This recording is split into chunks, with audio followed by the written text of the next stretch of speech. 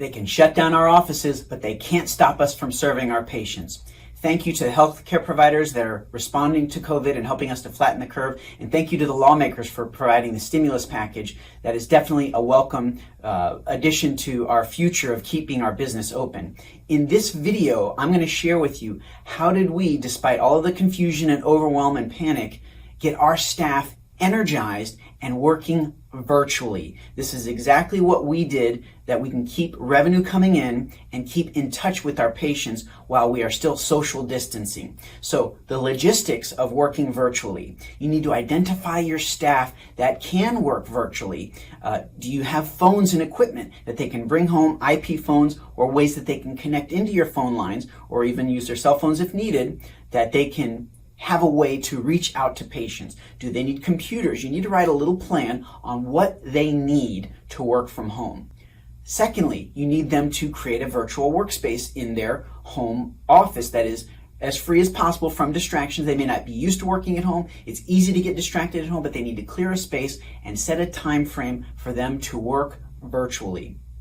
Next, you need to look at your local HR laws. We use a employee leasing company, ADP, and they keep us in line with the hours that we need to mark to make sure they're not working overtime, to make sure they get breaks. So make sure you're following regulations for that, and have a plan, have expectations. How many calls do you want them to make? Inbound, outbound, what do you want them actually to do? And if you can't put a plan together that you think they would create useful work, then don't have them working from home, but at least have some of your team members outbound calling, emailing patients, and being available for some of the inbound calls, because your patients are still going to want you. So that is how we set up our virtual office. Now, once you have all of that set up, now you've got to energize and engage your team.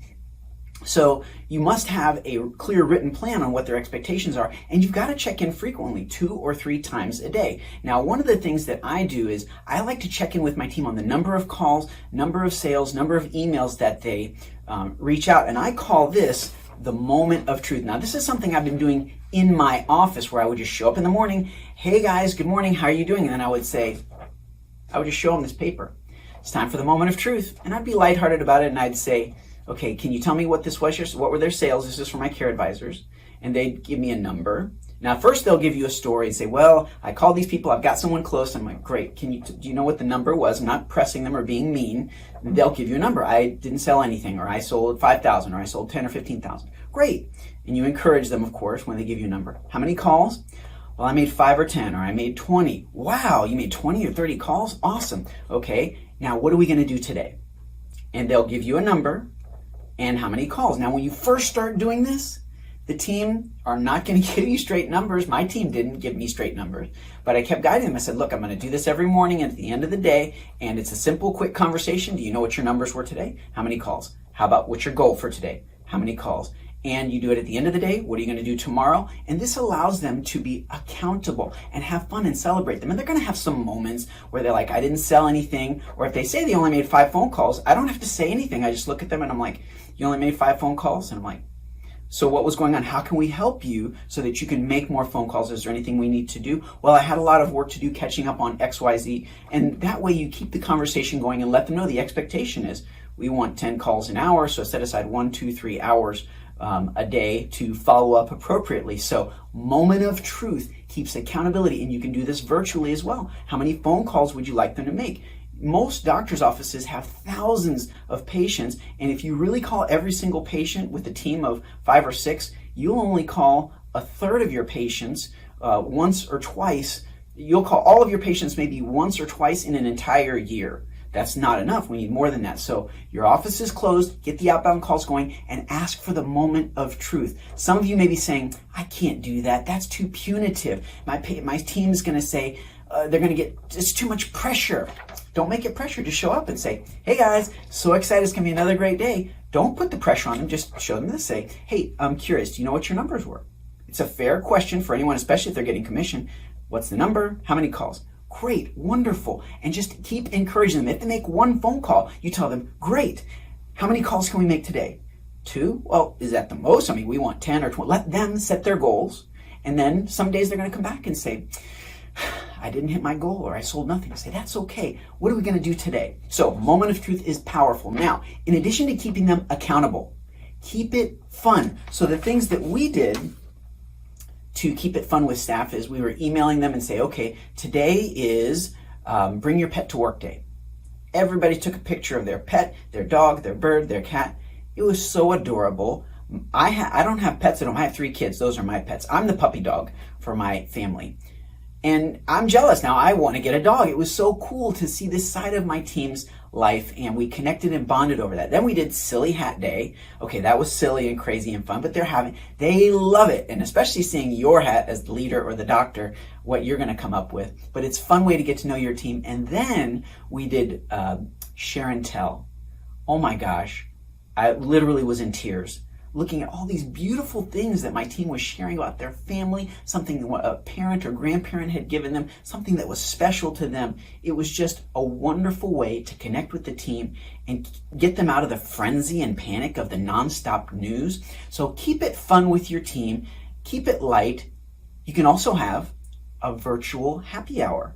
We do Google Hangouts, and we got everybody on a video conference, and we went through our meeting notes of what we were planning on doing, how many calls we wanted to make. We set up our virtual webinar. Have a virtual happy hour, and people have to drink responsibly, of course, but just have a little fun with it. They'll love, even if they're drinking Kool-Aid or lemonade or whatever they're drinking, assuming they're the appropriate age, right? Have fun with it. And be patient with your team while you're going through this. I'm going to add one more thing on an accountability. This is a very important question that whenever you're doing a virtual consultation, or let's say you're calling a patient and you are engaging with them and they're interested in one of your stimulus package specials, I like to ask this question. So I show this to my team. How do we do on the consult? Did they buy? Yes or no?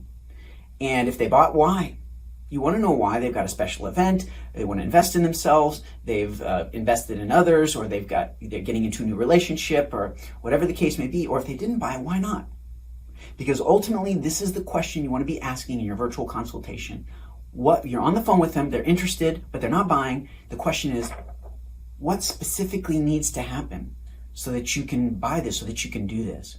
Now, whatever answer they give you, if they give you a specific answer, you've got the answer. If they don't give you a specific answer, help them find the specifics and say, it's going to break my heart if you don't do the treatment. You wanted this, so let's do this. Make sure your team is asking this question to everyone they get on the phone that shows an interest in a treatment. If you're interested in that, I'm curious, you haven't bought, what specifically do you need so that you can get this done? You need transportation, it's budget, or is it time, or is it recovery, or just to have your fears calm that you're going to look natural, or that you're going to get the results you're looking for and set their expectations. So these are the things that we are doing to get our team working virtually and to get them activated and engaged and excited, because these are historic and difficult times. And there are difficult things going on. My heart goes out to the first responders and those in hospitals, and we're thankful for your efforts and all of our efforts to social distance and flatten the curve. And thank you to our politicians for passing the stimulus package. And we need to keep our businesses going.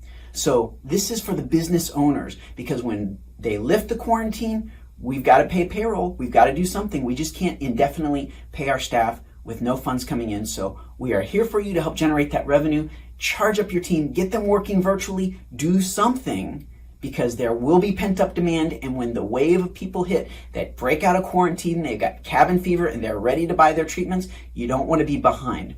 I'm Dr. Rich Castellano, the Smile Doctor. We'll see you in the next video.